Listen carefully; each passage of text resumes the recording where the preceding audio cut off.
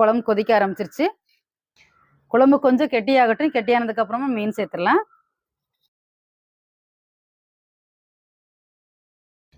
குழம்பு கொதிச்சு ஓரளவு கெட்டியாயிருச்சு. நம்ம இப்போ மீனை சேர்த்துடலாம். 1 கிலோ கொடுவா மீன் வாங்கி நான் கழுவி எடுத்து வச்சிருக்கேன். இப்போ இதில் சேர்த்துடலாம்.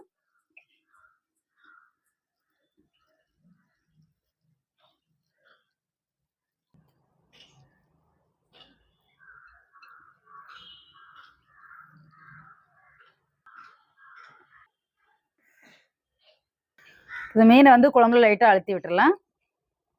ஒரு கொதி வரட்டும். மீன் போட்டு குழம்பு நல்லா கொதிக்க ஆரம்பிச்சிருச்சு. இப்போ அடுப்பை வந்து மீடியம் ஃப்ளேமில் வச்சுட்டு நம்ம மூடி வச்சிடலாம். ஒரு 10 நிமிஷம் இருக்கட்டும். அப்போ மீன் நல்லா வெந்துடும்.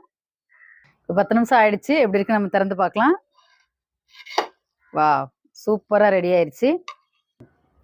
பார்க்குறதுக்கே எவ்வளோ சூப்பராக இருக்குன்னு பாருங்க.